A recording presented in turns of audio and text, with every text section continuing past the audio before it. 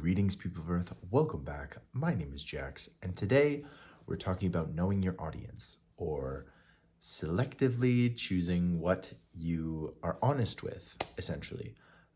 So, for example, when I go out with my friends, we go out, we go dancing, stuff happens, we go have fun. I might not be 100% forthcoming when I'm talking to my parents a week later about what happened and exactly what went on. Nothing bad, nothing illegal, nothing crazy, but I don't give them like the nitty gritty details because I know my audience. I had fun. I'll show them like some of the pictures or videos of like us dancing and like being silly, but I know my audience. I know that my parents aren't going to be interested in the conversations my friends had at that time or, exactly where we went, those kinds of things. And so I know my audience. And so I tailor the conversation to what is appropriate and what they're interested in and, what they're going to really get out of that conversation. At the same time, when I'm talking to my friends, I talk not very differently, but I talk about different things because I know that my friends aren't going to be interested in Austrian economics and things that my dad would be interested in. On the same sort of subject, when I'm on TikTok, I talk about various subjects. On YouTube, I talk about different subjects. Sometimes they overlap, sometimes the content is similar in its theme, but I choose to say things differently. I choose to orient different conversations to specific topics that I think will be interesting, depending on where they are. And I think that's completely appropriate. I also think that this idea of knowing your audience is a really good piece of wisdom that can help you in your daily life, wherever you are, whatever situation you find yourself in. Because I think a lot of us have this idea that in order to be truly honest and genuine and real, we have to be the same across the board. You have to speak the same way you do to your grandmother as you do to your best friends. And if you don't, somehow you are lying or you're disingenuous or you're not being truthful. And I think that that is not a good piece of advice. I think humans are naturally distinct. We naturally choose different conversations based on who we're talking to. We use different language. I certainly don't speak to my grandparents the same way I speak to my friends. And I think a lot of people have like an issue with this. They think that it is disingenuous and they think it's two-faced and it's inappropriate and immature and all of these things. But part of it is about knowing your audience and understanding what somebody will take away from a conversation. I think a lot of people have this mindset of trying to be the most pure, honest version of themselves.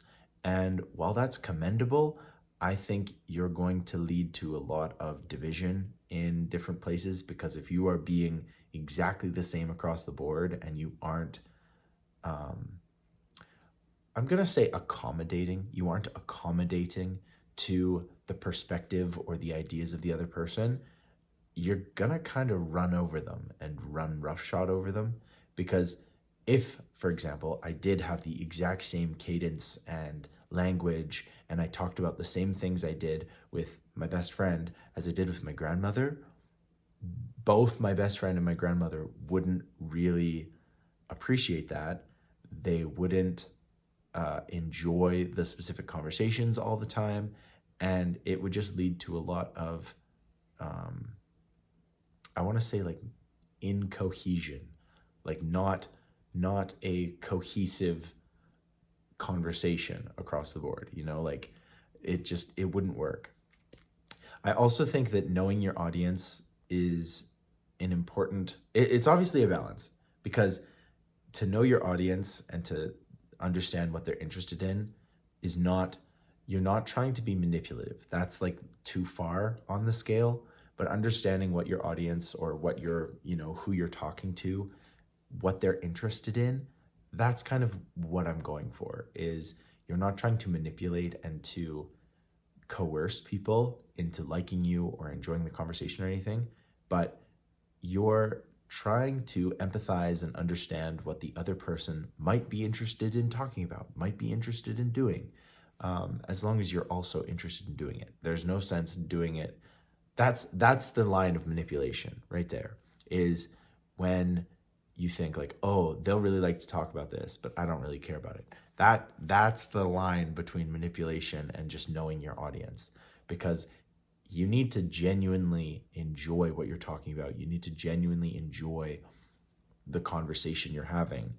If you're not, that is manipulation. You're just doing it to try and make them happy or trying to make them do something. And that's really cool. That's really where the line is.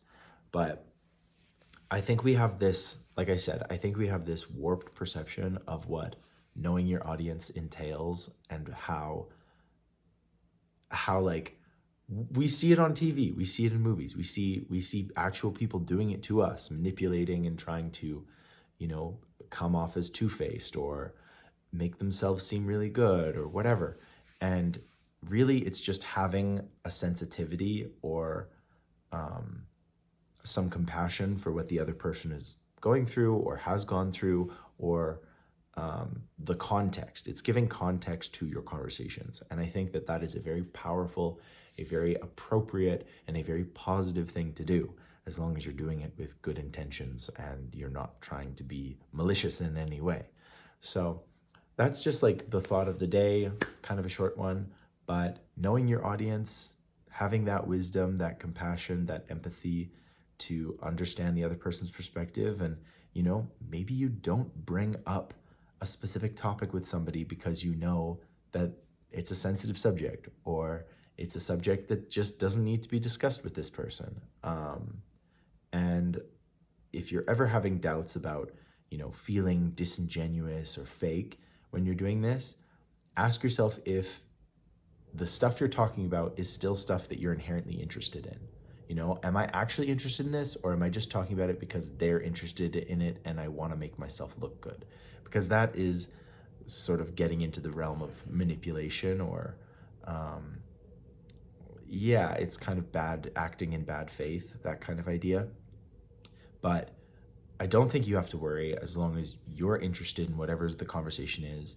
You've been compassionate and understanding to whoever you're talking to, and the struggles they may have gone through, the life they may have lived. Obviously, you can't know everything the other person has, but just having that empathy is a much better and a more wise position to be in my opinion.